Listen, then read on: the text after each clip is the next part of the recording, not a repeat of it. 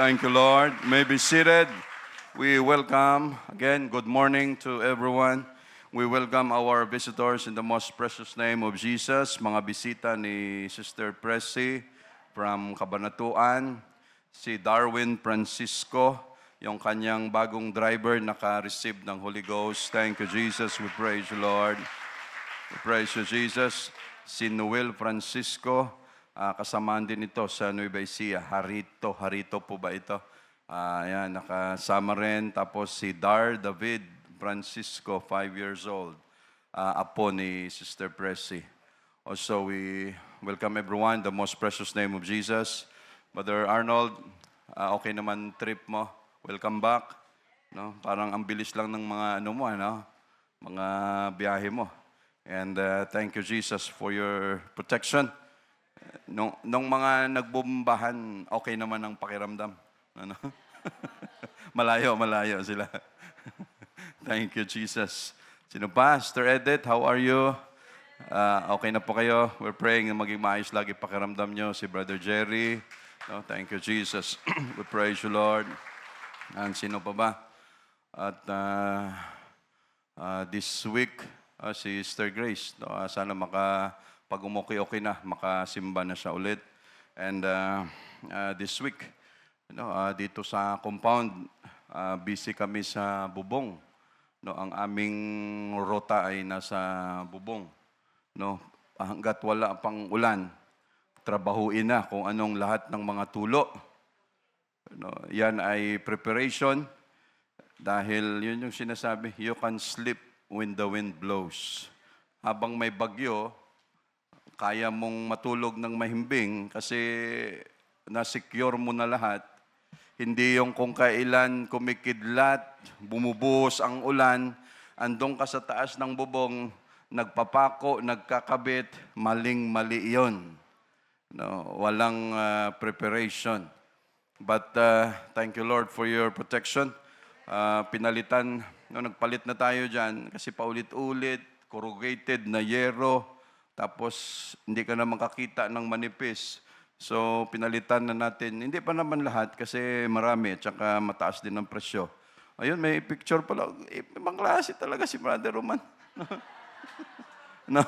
Thank you, Jesus. Yan, sa parting kusina yan, inayos na natin doon. Na mga long span na yung kinabit natin at yan ay makapal para isang trabaho lang. Kung mapapansin ninyo, may mga dagdag na lambat o net sa taas. Itong kabuuan dito, lahat yan may lambat dito. Every summer, nilalagyan natin yan dito, hindi nyo lang nakikita. Para directly, ang init, hindi, although may kisame na tayo, may aircon, hindi makadiretso penetrate sa yero natin kasi init pa rin yan. So, ginagawa natin na komportable ang church natin. But again, too much comfort is dangerous. No? No, yan, paunti-unti lang. No, and also, thank you, Jesus, sa protection. No, sa paggawa, si Brother Salde, nakadalawang apak, muntik ng mahulog. No, veterano na kasi yan si Brother Salde. Ano, accident prone. Buti na, binibiro nga namin siya. Buti, Brother Salde, mula bata ka, yung guardian diwata mo, hindi ka nilulubay. Parsals. Effective yung diwata ni Brother Salde. No, yan ay jokingly. But, no, thank you, Lord, sa protection mo. Dahil yung last Friday ba yun? No, sumabit yung alambre sa mata ni Brother Salde. Hindi niya napansin, pero ang wonder doon, hindi niya parang hindi daw matigas yung gumanon sa mata niya pero alambre yun. Ano sabi namin? Wala pa naman tayong insurance dito, Brother Salds. Ang mayroon lang tayo kung anong pwedeng ibigay sa iyo. But Lord, thank you sa protection mo kay Brother Salde. We praise you, Lord. Thank you, Jesus. No, ang iniingatan namin lagi kay Brother Salde yung ulo niya. Pero ngayon, mata naman, ano? Naawa rin ako minsan dito sa dalawa kong kasamang mga senior. Naawa rin ako. Pare-pareho kaming pagod. Sabi ko, kung ako pagod dito, ang sakit na ng balakang ko, paano pa kayong dalawang senior na to? Kaya kinabukasan, pagising, kaya pa! Kaya pa! O, di akyat tayo ulit. Ganun ang buhay natin dito eh. But Lord, again, thank you sa mayroon tayong pambili ng bubong, mayroon tayong pampagawa, and thank you, Lord, sa strength na binibigay mo sa amin. Thank you, Jesus. We praise you, Lord. And also, sa atin, na kung sakali, one day, mayroon kayong mga bahay na ipapagawa, wag kayong magdi-design ng mga bubong na ganyan, na masyadong flat. Kahit gaano kakapal ang bubong, pag ang design ganyan, masyadong flat, dapat elevated para ang tubig dire-diretso lang. Pag ang design mo ganyan, ang tubig na iiwan, tapos ang mga yero mo, dugtong-dugtong pa, yung dugtungan doon na iiwan ang tubig, maya-maya, tulo na naman, bili ka na naman ng yero, yan ang problema natin dyan. Kaya every time may repair tayo. Pero ganun talaga. Although nagre-rent tayo dito, pero hindi naman po pwede, brother, wag nang ayusin. Nagre-rent lang naman tayo rito. Kung tayo tumagal ng 50 years dito, tapos wala tayong i-repair, o halimbawa sa inuupahan ninyo, yung kisame pabagsak na, yung toilet bowl, pag umupo kayo, tagilid na. Nagre-rent lang naman tayo eh. Pag ganun ang kaisipan, ay wala talagang mangyayari.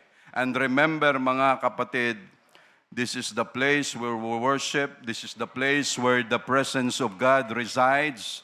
So sinisigurado natin kung panahon nila may tabernacle, may temple. Though right now we are the temple of the living God, pero yung lugar na ito, sinisigurado natin na bawat dating natin dito, maganda, maliwalas, presentable, kung sino man ang pumasok, dahil ang pangit na pagpasok ng tao, ay, simbahan pala yan. Akala ko kasi junk shop. Akala ko kasi ganito. Ang pangit ng dating. Kaya hindi naman tayo lavish dito. Hindi naman tayo sobrang pero kung ano ang pwede nating ma-repair, ginagawa natin, mga kapatid. So let's open our Bible in the book of Hebrews. Again, sa Bilibid, natuloy ang gawain natin kahapon. 38 yung attendees, kahit pahirapan. May 6 na nabaptize, 2 naka-receive ng Holy Ghost. Thank you, Jesus. We praise you, Lord. Na tuloy-tuloy, kahit mahirap ang sitwasyon nila doon. Gawain natin sa Bagong Baryo, Cavite, Pasig, Bagong Silang. Lahat-lahat ay tuloy-tuloy. Mga Bible studies, tuloy-tuloy din, mga kapatid. So Lord, thank you so much for your protection. Kasi itong ibang mga kapatiran natin, may dala-dala pa rin silang mga tent, yung mga trapal, tapos may mga upuan, binubuhat pa yan nila, galing dun sa kalsada, papunta kung saan yung area na magtipon-tipon sila. So extra baggage, extra effort. But diyan nag-grow yung ating maturity tsaka yung pagmamahal sa Word of God. Thank you, Jesus. Hebrews 11.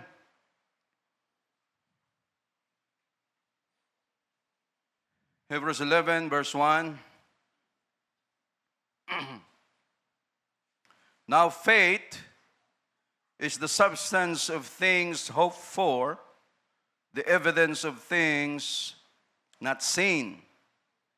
Ngayon, ang pananampalataya ay siyang kapanatagan sa mga bagay na hinihintay. Ang katunayan ng mga bagay na hindi nakikita. Hindi pa natin naranasan ang rapture. Hindi pa natin, wala pa tayong nakita noong nasa panahon natin may na-rapture, but we believe na magra-rapture. And that is faith, mga kapatid. And that is our blessed hope. Yun ang inaasahan natin, that one day will come Because of our faith, it will happen. Yung rapture, iba yung bagay na pinaniniwalaan mo dahil nakita mo. Itong pananampalataya natin, naniniwala tayo sa mga bagay na hindi pa natin nakikita. No? Kaya hindi madali na magkaroon ng pananampalataya kasi hindi mo nakikita eh.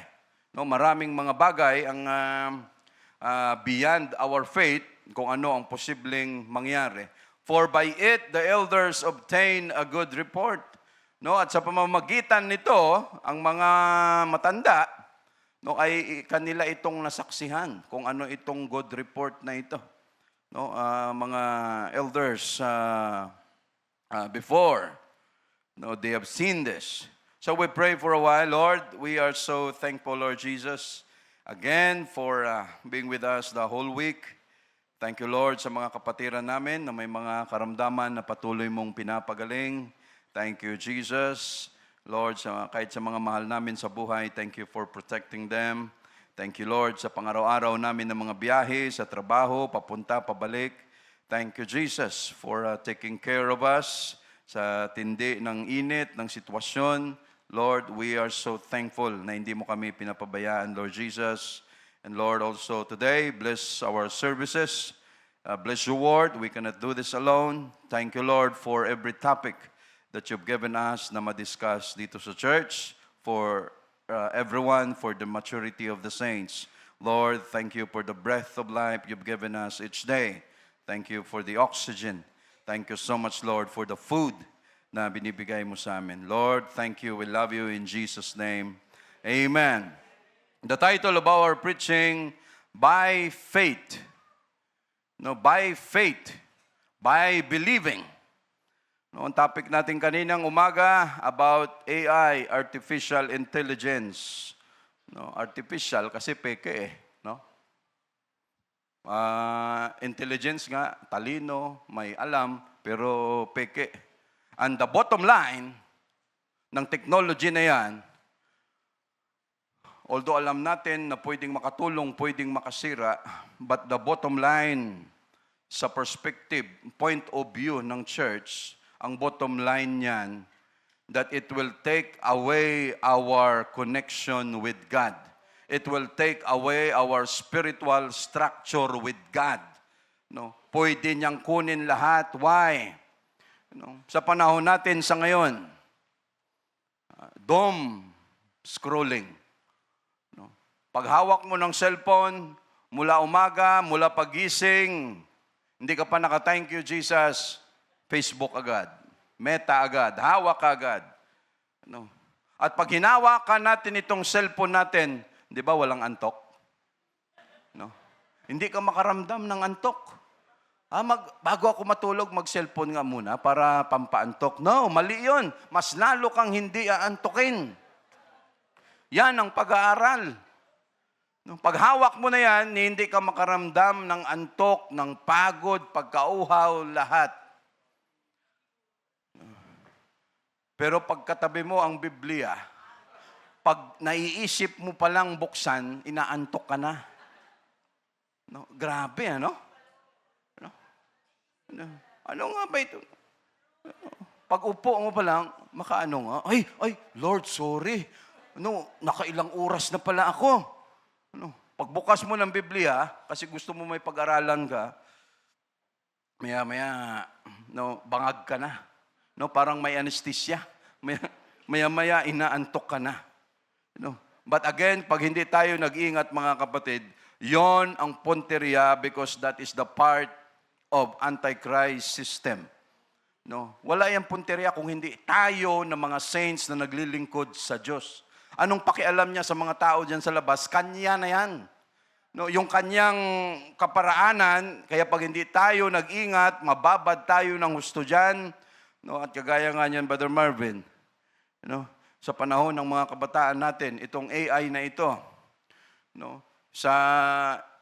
hindi lang sa China o sa ibang bansa, kahit sa Pilipinas, ang daming nakakapasa sa mga kurso, sa mga subject, ang gamit AI, chat, GPT, mga thesis nila, Pag hindi kabisado ng teacher, lahat pinagmamalaki pa, ang taas ng grades ko, ganyan. Anong nangyari? Nakapasa, no, sa exam, mataas. Pero ang retention, yan ang problema.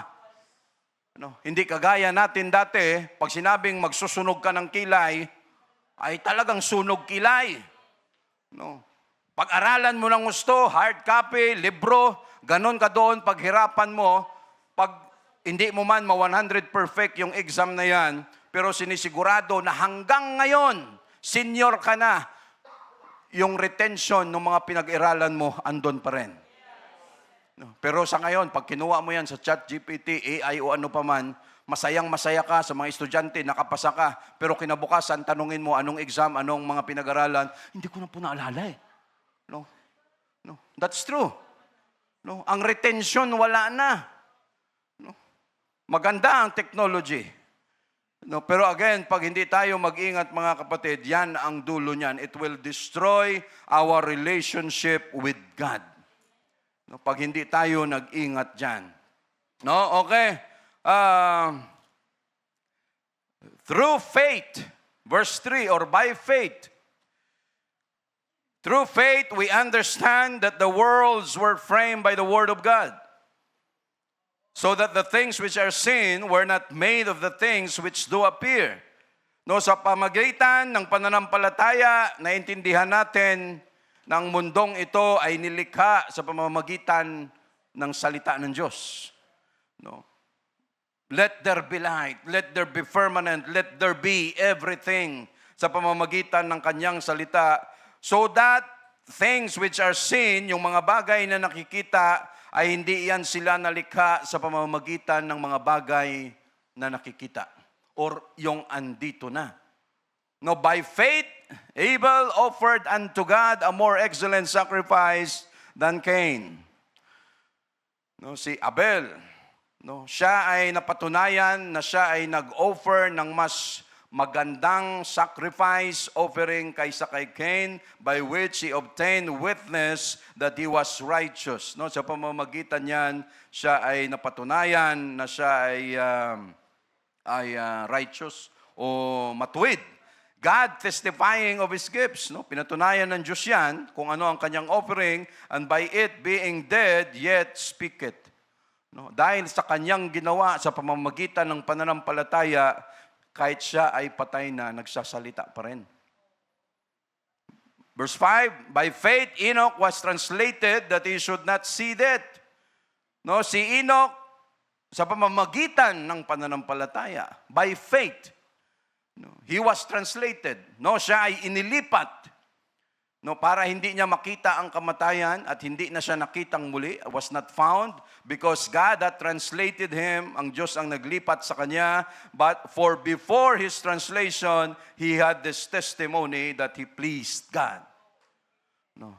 Bago siya tinranslate, nilipat ng Diyos, ito ay kanyang testimonya, ito ay kanyang pinatunayan na siya ay naging kalugod-lugod sa harapan ng Panginoon. No. 2 Corinthians 5:7. Pasuyo, Brother Roman. For we walk by faith, not by sight. Sapagkat nagsisilakad tayo sa pamamagitan ng pananampalataya, hindi sa pamamagitan ng paningin.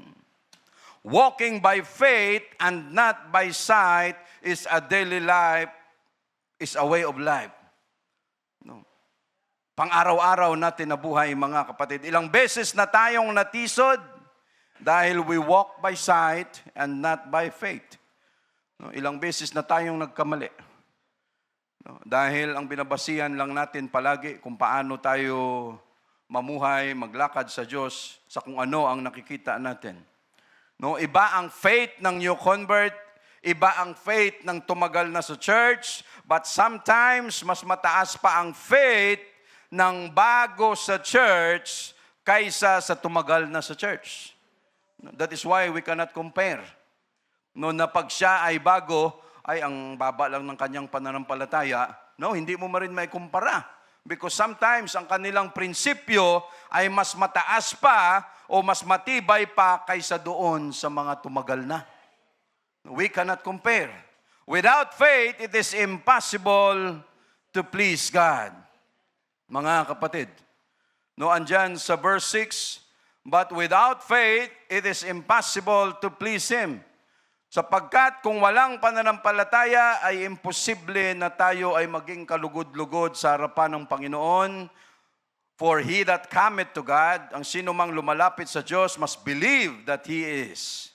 No, siya ay dapat na maniwala na si Kristo ay ang Diyos, and He that is a rewarder of them that diligently seek Him.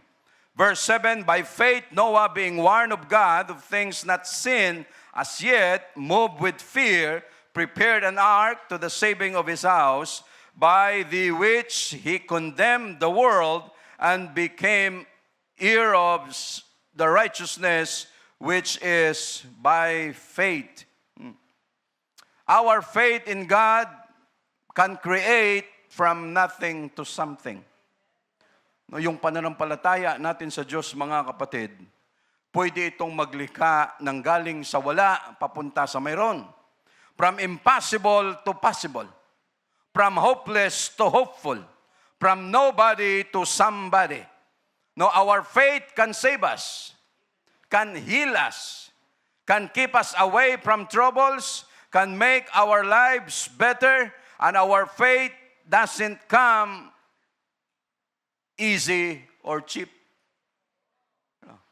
Our faith is being tested by fire, by irritation, by problems, by trials. And this is the thing that Satan could not steal or destroy. Yung pananampalataya natin, mga kapatid, at hindi ito, no, isa ang faith, isa yan sa gift po, spiritual gift, no, that God has given us. No, at yan ay hindi tayo pari-pariho ng pananampalataya sa Diyos. Wala pa man tayo sa church. No, dati pa, may tiwala na tayo sa Diyos. That is why He called us. No, and every time we come to church, to our services, ano ang ginagawa natin, mga kapatid? Doon, paunti-unti na de-develop ang faith natin sa Diyos. No, dahil through preaching, Sunday school teaching, doon, nagpapakilala sa atin ang Diyos. No, every time we come to church. And I don't believe na sasabihin ng tao na may faith siya sa Diyos kung hindi naman siya nagsisimba. No, because faith cometh by hearing, and hearing by the Word of God. So pag sinabi ng tao, ibig sabihin, AI siya. No? Artificial intelligence. Artificial faith. No? Sasabihin mo na, hindi, brother, kahit hindi ako nagsisimba, binigyan naman ako ng Diyos ng Holy Ghost, nabaptize ako, so kahit hindi ako magsimba, may pananampalataya ako sa Diyos. No? Kahit si Satanas, also believe and tremble. No? Kahit si Satanas, pag sinabi mong may tiwala ka may Diyos, I believe in God. And there's only one God. Ang paniniwala ni Satanas. No? Because faith cometh by hearing, and hearing by the Word of God. No, that is why ang pananampalataya natin, mga kapatid, umaakyat, tumataas, nagle-level up sa pamamagitan ng pakikinig natin ng Kanyang salita. No, the day that we come to church, binigyan tayo ng Diyos ng Holy Ghost, we are baptized, we are saved. Sa umpisa, hindi natin alam ang Acts 2:38. Hindi natin alam ang gospel. Wala tayong kamuang-muang sa salita niya until tayo ay nagpapatuloy, inalam natin, nakikinig tayo sa salita ng Diyos.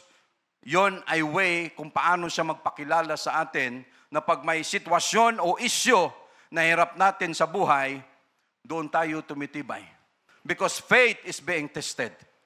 No? Hindi pwedeng, may faith ako, pero pagdating ng problema, gapang ka. Pagdating ng problema, parang wala kang Diyos. No? Wala ka lang makain, nagwawala ka na. Ano? Hindi ka lang makabili ng bigas. Ano? Lahat ng nasa paligid mo, nagliliparan na yung mga kaldero, nagliliparan ng kung ano-ano. No? Dahil wala ka lang makain. No, that is not faith. No, that is fear. No, dahil kung may pananampalataya ka, ang maisip mo kaagad, Lord, hindi mo nga pinabayaan yung 6 million na mga Hudyo na lumabas ng Egypt, ako pa kaya na ako lang mag-isa? No? Pero kung wala kang pananampalataya, lahat ng kasama mo, damay-damay na. Nagmura ka na, nagwala ka na, because you have no faith. Pero ang taong may pananampalataya, kalma lang. No? Because we are waiting na ang Diyos ay may magagawa. Ang Diyos may paraan, mga kapatid, and that is faith, mga kapatid. No? Again, our faith is being strengthened, nurtured, and awakened by constantly, actively listening and receiving the teachings, the message of the Word of God. No? Constantly. Doon lumalakas, doon tayo nano-nurture, doon tayo nagmamature, doon napupukaw ang ating pananampalataya sa Diyos by actively listening to the Word of God. No, kaya wag nating sasabihin, ay, okay lang, kahit pag malapit na rapture, saka na ako babalik sa church. Ay, mabuti, tinix ka ng Diyos na may schedule ka ng rapture. No, saka ka na lang babalik. No, wala tayong ganyan, mga kapatid. Because faith without work is dead. Ang pananampalataya na walang aksyon, walang gawa ay patay. Kailangan ng pananampalataya ay may gawa, may aksyon. If you believe in Acts 2:38 in the gospel, then you must obey. No? If you believe that church services can be helpful to your faith, then you must continue serving God. You must continue coming to church. If you believe that Sunday school class is important to our maturity, then continue attending the church. If you believe that fellowship is important, then stay a little bit in church after service. If you have faith, kung ikaw ay naniniwala, mga kapatid, no, why? Baka pagdating doon sa rapture, hindi ka namin makilala. No. Ay, brother, sino ko nga ba? No, kasi parang sa loob ng isang taon, parang isang beses lang kitang nakahay. No? Fellowship is very important. And if we believe, we must act on it. If you believe that tithes and offering is God's way to bless us financially, then do it. If you believe that rapture is our only way out, our blessed hope to come, then stay in church no matter what. No, keep on serving Him. Huwag tayong bumigay, mga kapatid. No, maraming mga tao hindi na nagsisimba, hindi na nagpatuloy sa church dahil sa Hindi dahil sa nawala na yung kanilang pananampalataya sa Diyos. They still believe in God. They still love God. Pero bakit umayaw na sila? And majority, mga kapatid? Umalis sila sa church, hindi dahil nawalan sila ng pananampalataya sa Diyos. Umalis sila sa church dahil sa masama ang loob. Na-offend. Ang daming umalis sa church because they were offended. And blessed are those who are not easily offended in me. No. Sabi ni Jesus Christ, kalahin mo si Pedro, sabihan niya mismo, get thee behind me, Satan. Sabi niya, lumayo ka sa akin, Satanas. Double meaning, dalawa ang kanyang tinutukoy. But again, isa sa pinakamalaking dahilan, kaya ang tao umalis sa church dahil nasaktan.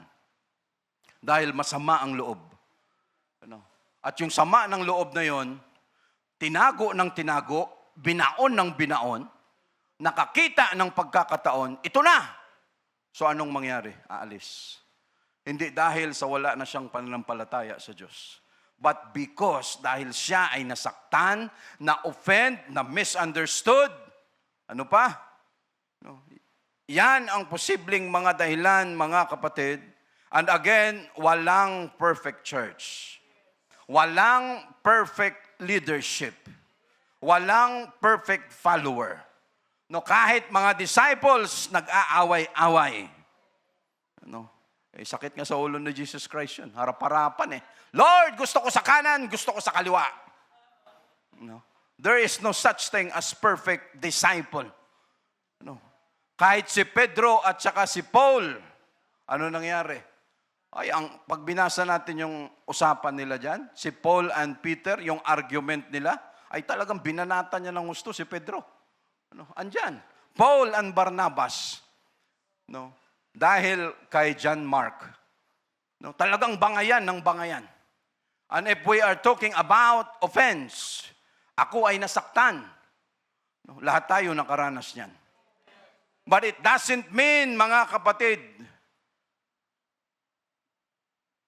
ano ang mas mataas? Yung sama ng loob natin o yung pagmamahal natin sa Diyos? No. Dahil pag umalis ka dahil lang sa sama ng loob, then talo ka. No, lahat tayo nakaranas masaktan sa church, mga kapatid, but we keep on believing God, we keep on coming to church because our goal is greater than our heartaches. No. Ang goal natin na makasama sa rapture ay mas mataas, is greater kaysa sa kung anumang sama ng loob na mayroon tayo sa kapwa natin dito. No? No? Pag hindi nangingibabaw ang goal natin na makasama sa rapture, Lord, we want to be with you someday. Pag yan hindi nangingibabaw at nagatungan ng gatungan, mas tumataas ang hinanakit, sama ng loob natin, disgrasya ka. No? Talo ka. No, but again, our goal is greater sa kung anumang klase ng mga offense na mayroon ang puso natin. No, mula pa sa umpisa, again, marami ng mga tao ang ayaw maniwala sa Diyos. No, by faith, itong binabasa natin, mga kapatid, no, iniisa-isa ni Paul, ng writer, no, that by faith, they were able to achieve righteousness. They were able to please God.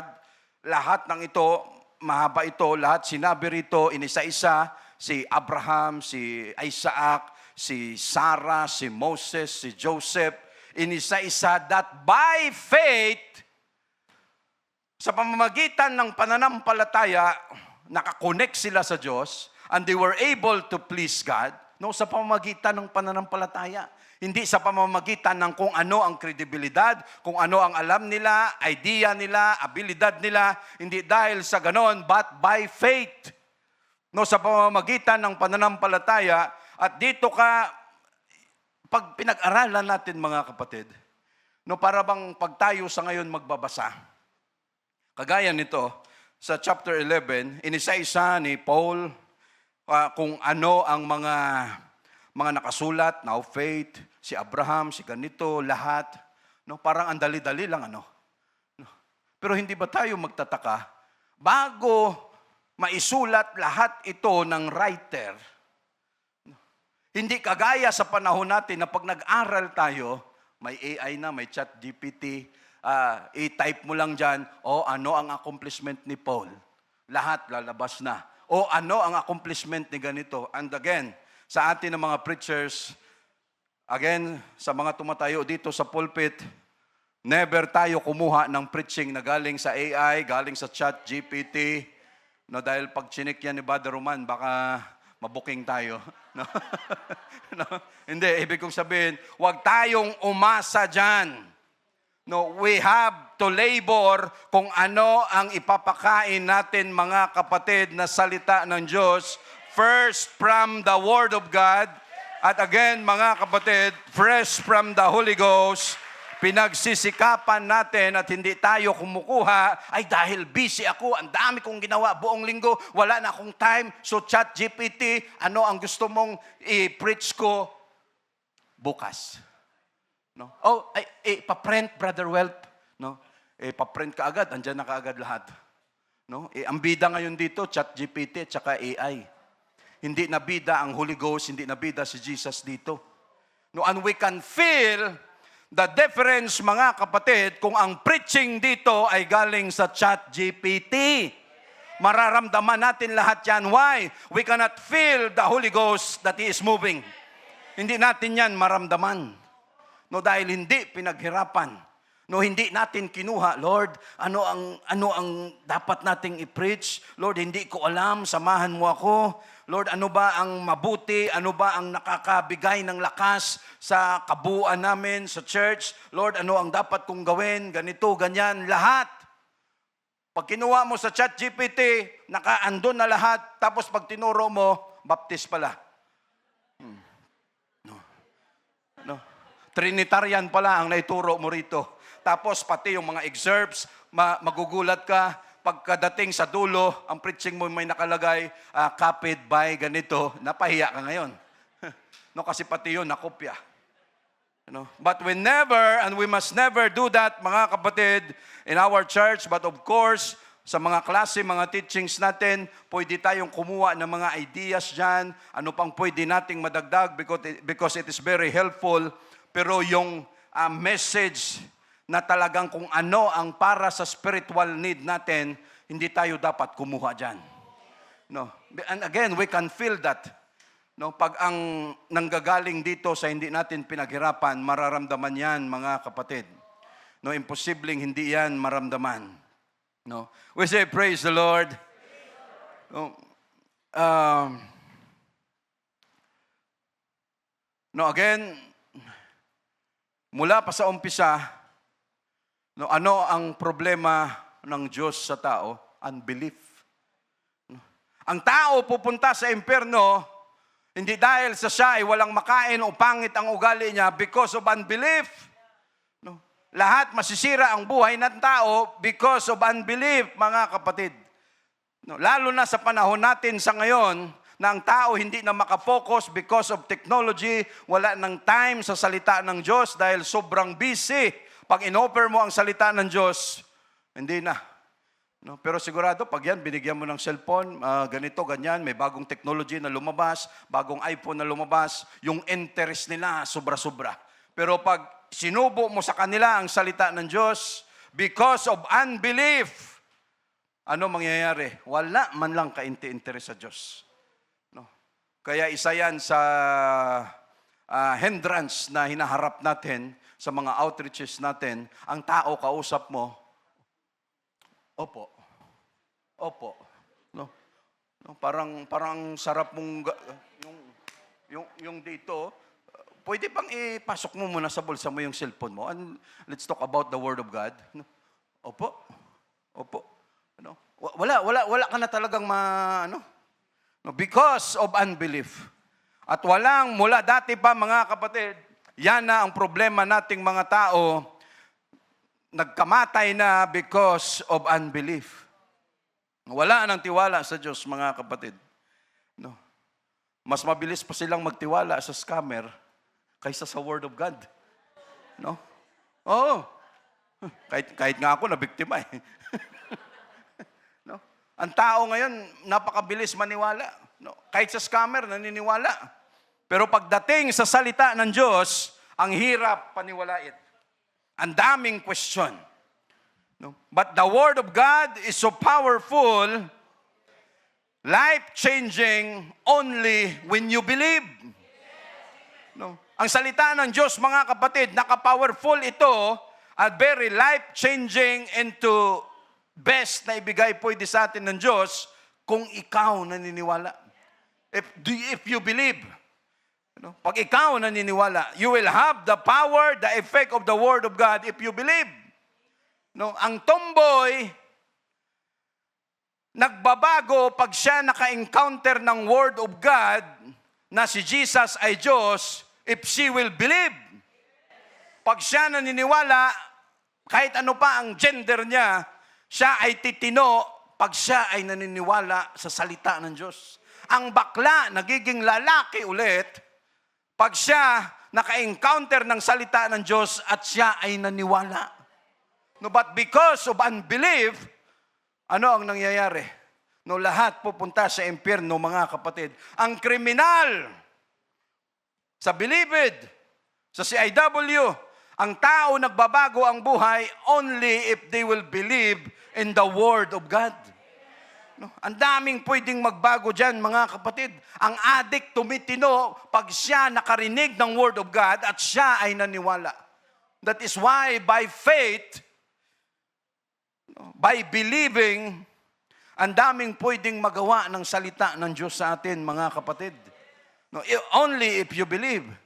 No, to believe in God na hindi natin nakikita, it's faith. No, ang maniwala na siya ay nag-promise, ang nagpo-provide ng mga needs natin, it's faith. No, maniwala tayo na kaya niya tayong pagalingin sa ating mga sakit, it's faith. If we believe that someday, soon, rapture will happen, it's faith, mga kapatid. Nung time na naglipa kami ni Sister Cheryl, doon sa Lipa, that was 2009, September. Si Brother Philip nalipat ng Mindoro. No? Umpisa kami, punta kami doon, dalawa lang kami. I was 27 years old and she was 28. No. Mga tutoy talaga, no? 27, 28. Anong ginagawa namin doon? No? Amin pamasahe, amin pagkain. No? Kasi wala namang napag-usapan. Ang sabi lang sa amin, puntahan nyo yung Lipa. No? Eh, punta naman kaming dalawa. Ang kagandahan, pareho kaming masaya. No? Hindi kami nagbubugbugan at nagrereklamuhan sa isa't isa, bakit natin gagawin yan? No, marami naman sila dyan, bakit ganito, ganyan? No, kaming dalawa, punta lang dahil masaya kami pareho. No? Walang usapan kung magkano ang allowance, kung magkano ang ganito, nung time na yon. Ang layo pa ng church doon, magmula sa Lipa, pupunta ka pa sa paanan ng bundok. Hindi mo alam yun man, no?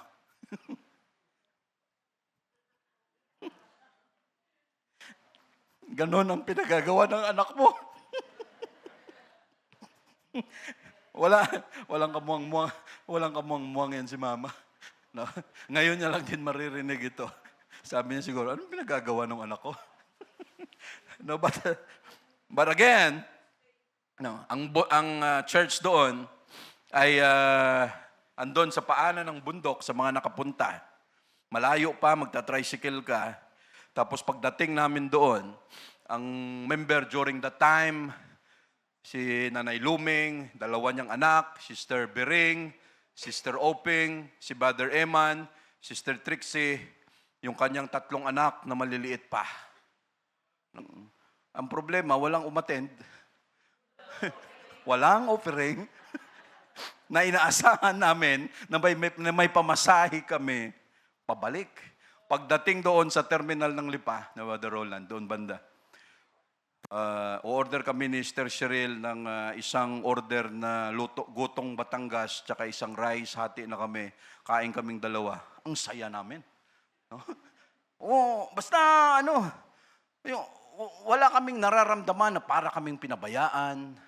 No? And maybe talagang plano na ng Diyos yun. Walang kahit anumang sama ng loob sa puso namin dahil ang nasa amin lang nung time na yun, basta masaya kami na ginagawa namin yon. And we are so thankful to God, wala pa kaming anak nung time na yon. No, sasabihin naman ng anak ko mamaya, mas masaya kayo nung wala kami? Magpapaliwanag na naman ako mamaya nito. No. Ganon mga kapatid. Pagdating sa bus, again, pagdating sa bus, biyahe kami, may pamasahe ka dyan. Akala ko may pamasahe ka dyan. No? Hindi, akala ko ikaw nasaan. Walang offering Walang pamasahe. Ay, hindi. Kanya-kanya kaming hanapan sa bag. Pagdating, nakakita, sakto, nagkaroon ng promotion sa bus. May discount pag walang ticket.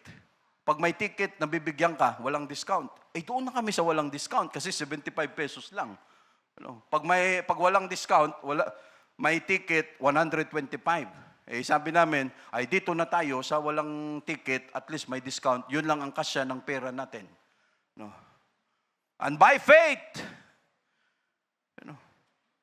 masaya naman kaming dalawa. No? Nalampasan, hindi naman nagutom. Halata naman.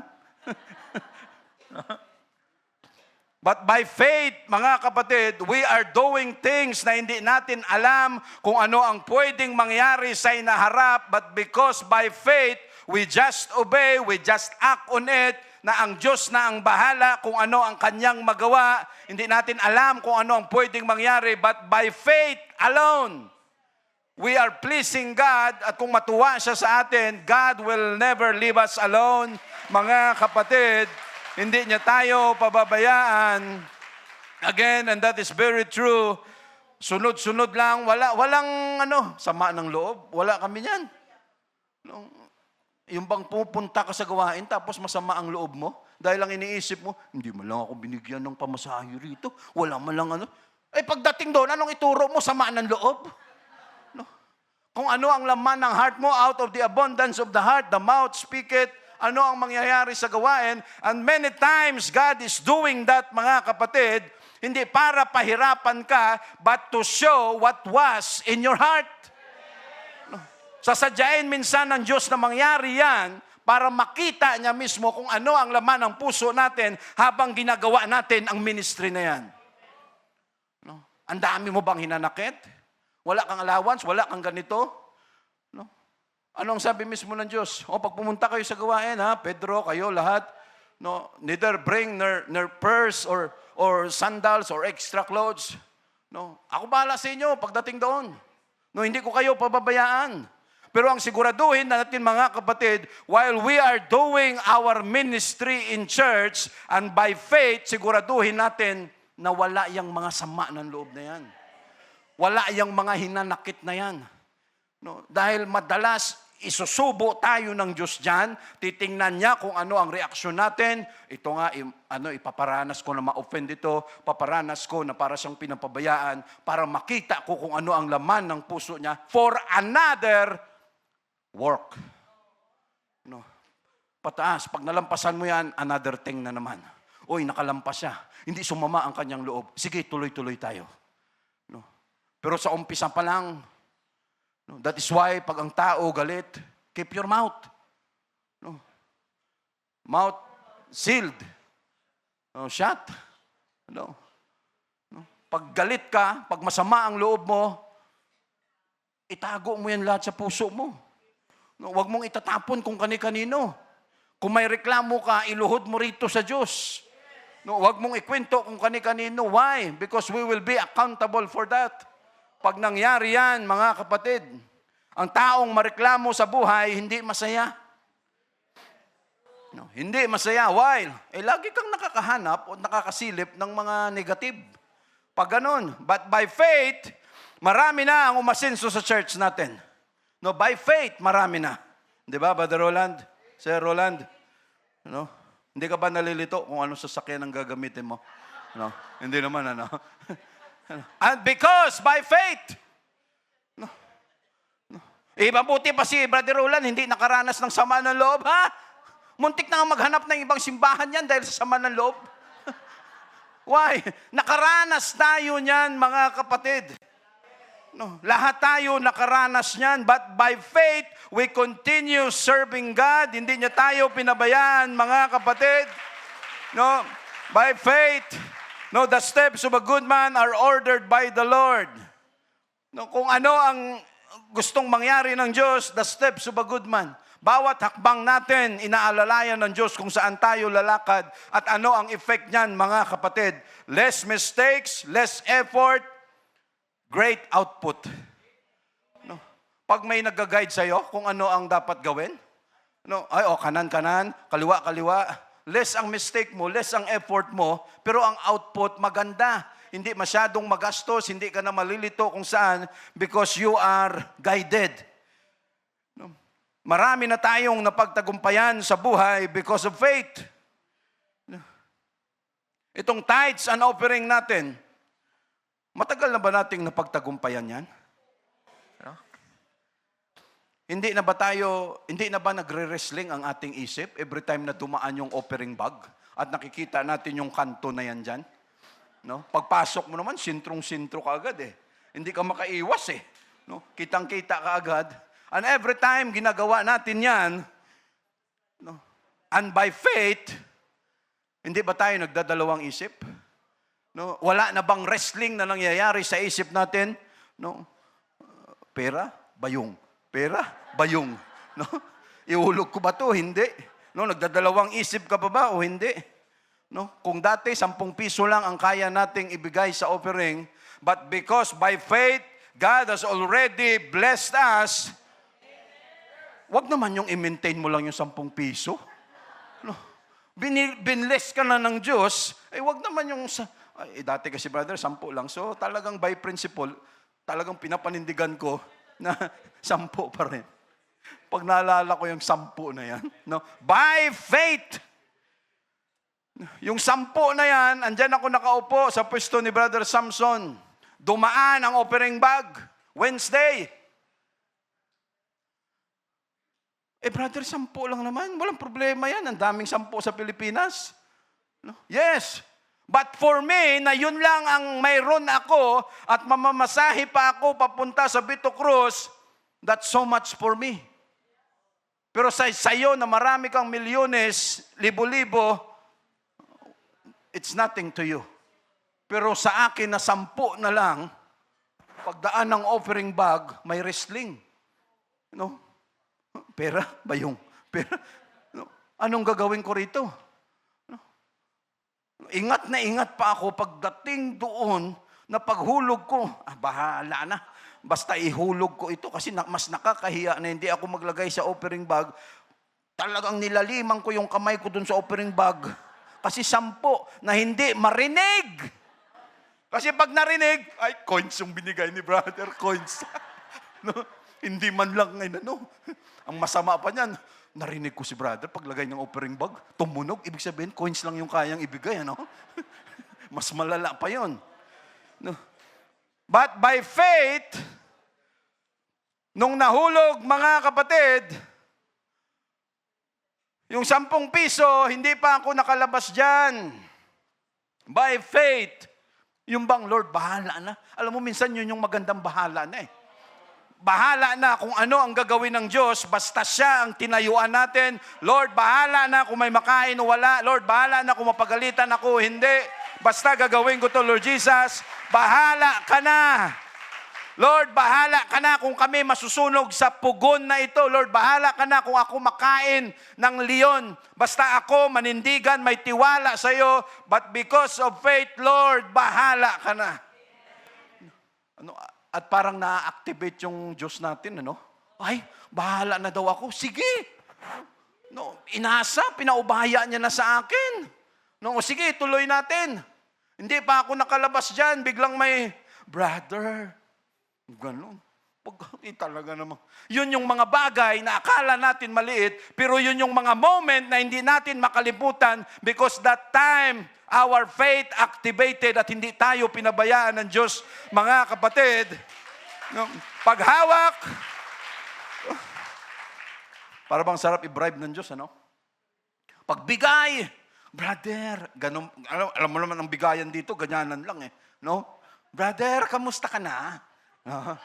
No? Pag ganun mo, may ganun. Papel. Andyan ako nakaupo kay Brother Samson. Sabi ko, Lord, papel. No? Sabi ko, iba pag ganun. Siyempre, pag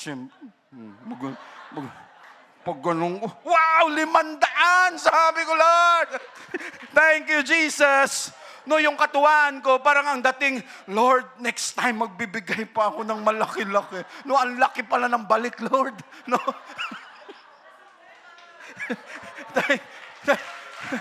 Again, mga kapatid. No, and we have experienced that. Again, hindi tayo nang uuto dito. Hindi ko ito kinukwento dahil kailangan natin ng offering at tithes. We are talking about faith.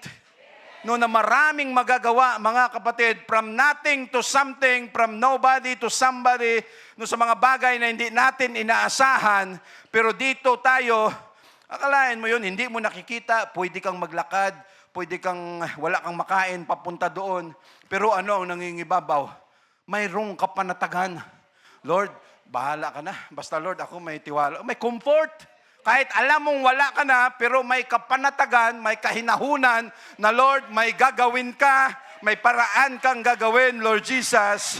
No, may magagawa ka. And that is faith, mga kapatid. And we have so many more. No, ang dami nating kwento lahat sa Diyos. No, yan ang kwento namin. Alam namin, marami rin kayong kwento pagdating dyan, mga kapatid. At kitang-kita natin kung paano talaga gumalaw ang Diyos sa buhay natin. No, because of faith. Because of faith, mga kapatid. No, say, praise the Lord. Again, bilisan na natin ito sa verse sa verse 13, "This all died in faith, having received the promise, but having seen them afar off, and were persuaded of them, and embraced them, and confessed that they were strangers and pilgrims of the earth." No, sa time ni Abraham and Sarah, "For they that say such things declare plainly that they seek a country. And truly, if it had been mindful of that country from whence they came out, they might have had opportunity to have returned." And bilisan lang natin ito, mga kapatid. Again, andyan sa verse 20, by faith, no, si Isaac. By faith, si Jacob.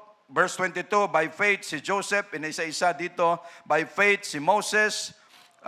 25, again, choosing rather to suffer affliction with all the people of God than to enjoy the pleasures of sin for a season.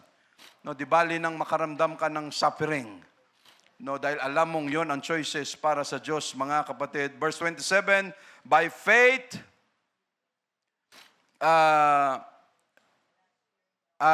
dito sa verse 28, through faith, he kept the Passover and sprinkle of blood, again kay Moses pa rin, lest he that destroyed the firstborn should touch them.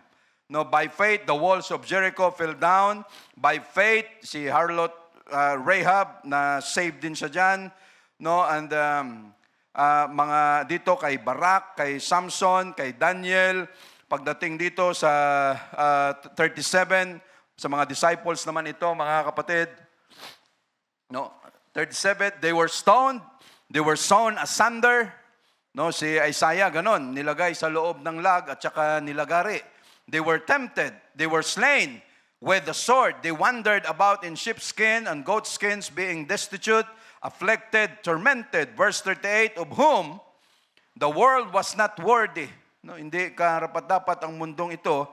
They wandered in deserts, in mountains, and in dens and caves of the earth. 39, all this, and this all, having obtained a good report through faith.